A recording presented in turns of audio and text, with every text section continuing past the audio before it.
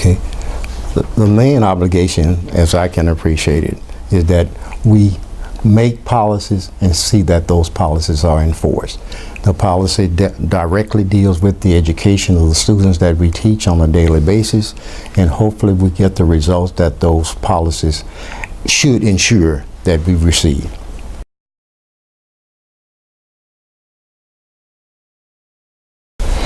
Well, I'm in mathematics as a teacher, so I have a fair knowledge of numbers.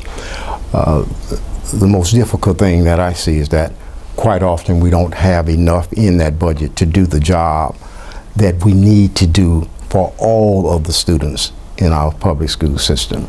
So the funding, we have to be very careful that we don't over budget ourselves, and thanks to God, we have a gentleman named Dr. Lamar Goree, and he has presented a balanced budget for the last 4 years, and we have lived in the frame of that budget, and I believe we've done exceptionally well in terms of the progress that the students are making. They're continuing to do better, and that's what we hope would happen as a result of the funds that we're given.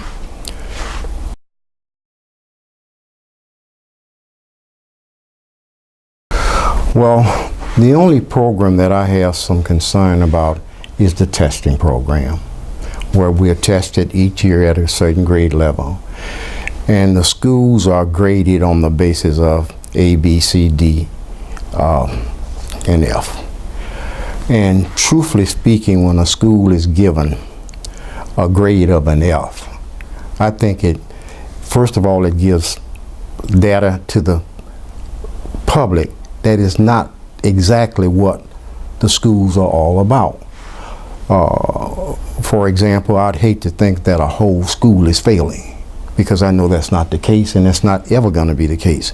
But when you say a school is an F school, those are the interpretations that you get from the general public.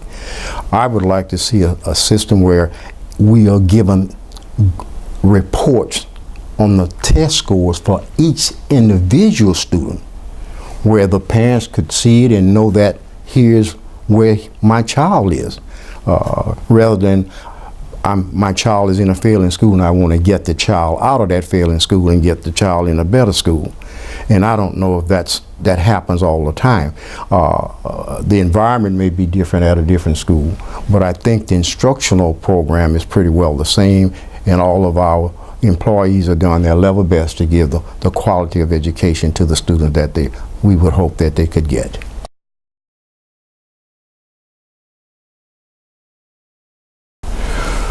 Well, I believe if we could just get a system where we could collectively bargain with them, that it would cost so much, and to do this, do that, and the insurance company themselves could appropriate that based on the service that is requested.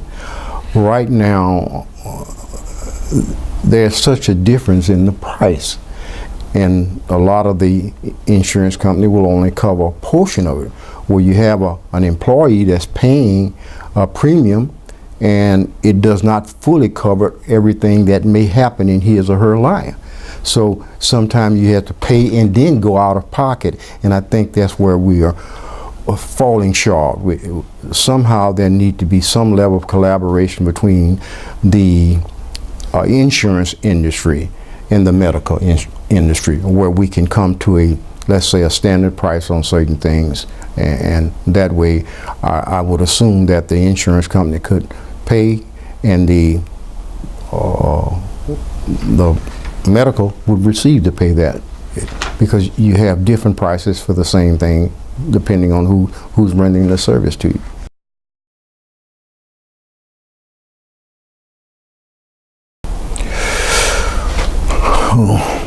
Well, the one thing that I've noticed is that the students that I had at one of the high schools that I worked at, those students are going to other cities across the United States to be employed.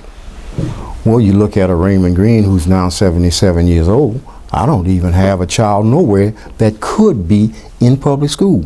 So I'm living in a community, been there since 1966, where I now live today. And I don't have anything to put in public school other than through my children who elected to go to public school. So there has to be some type of correlation between keeping our students in the same place or near to the same place where they were born and reared and educated. And the other thing, Louisiana has a reputation.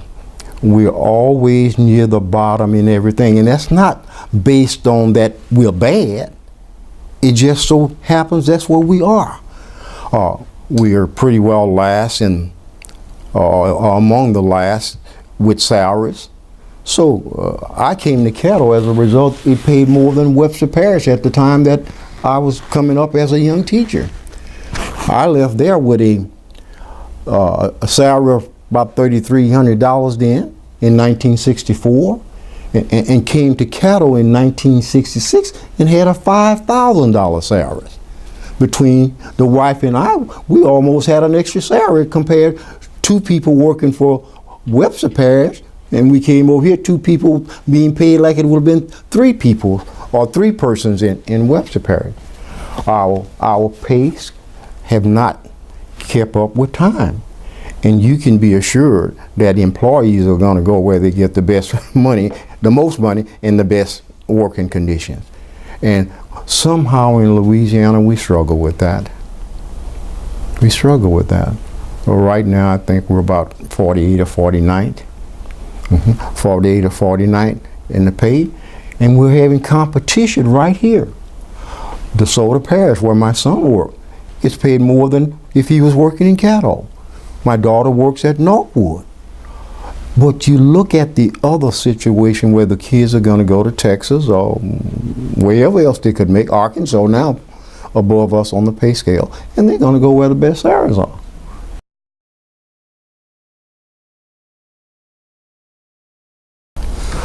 Well, we certainly have to manage the dollars properly and offer the instructional program to meet the needs of that school. And that means providing highly qualified teachers and certified teachers.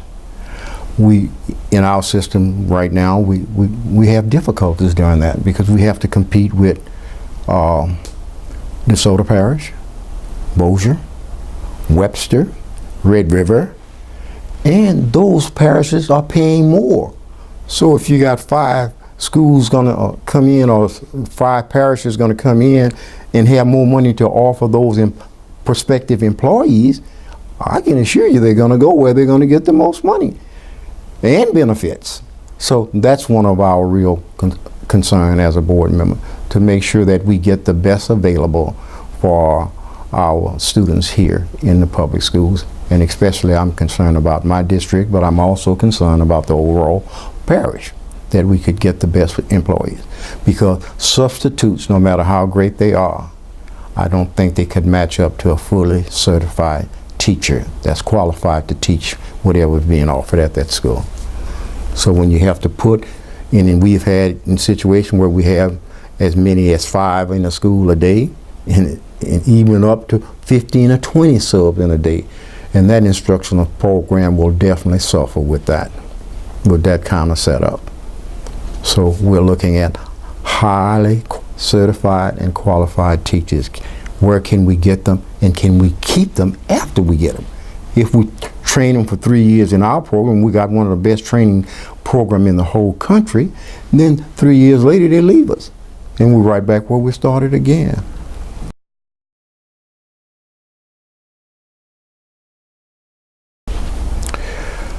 Well, truly speaking, I've only had that in one situation where we were employed through a promotion at the middle school level as curriculum specialists. And our responsibility was to do the observation and planning and guidance with the teachers. And we found out a little later on that we were doing the same thing that the assistant principal was doing, but we were not receiving the pay. So we then had to make a decision. So I believe it was 13 of us at the time went in and We tried to negotiate and we could not get it done, so we filed a suit.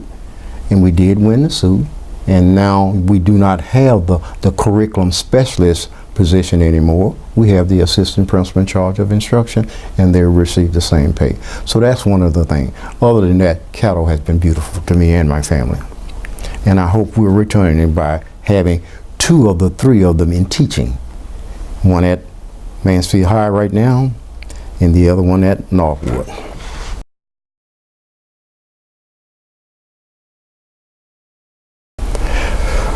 First of all, I think collaboratively we know we have to do something different to get teachers in certain areas.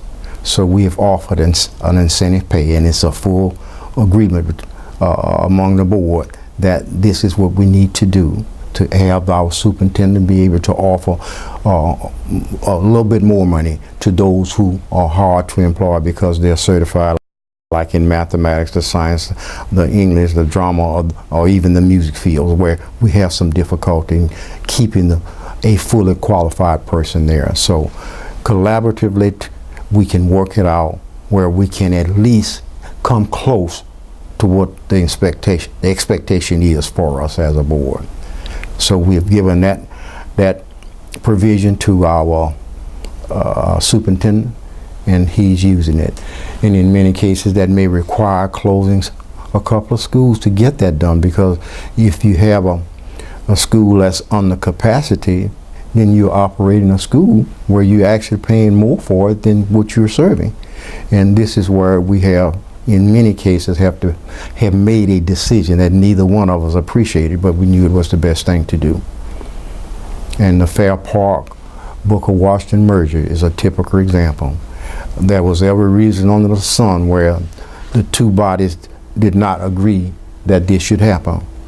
Well, we didn't have a choice, and we made that hard decision, and things is working out beautifully.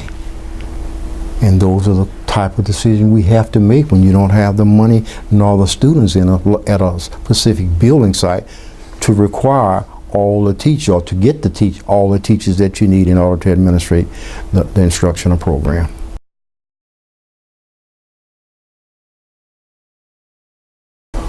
Well, I'd like for you all to go out there and say, hey, let's give that Caddo Parish School Board a couple of more $1 million so it could work with the students on almost where they could administer individualized instruction. I think that would be a big blessing for us all. And certainly would give an opportunity to increase the salary so we could compete with Red River and DeSoto Parish, because they are big guns.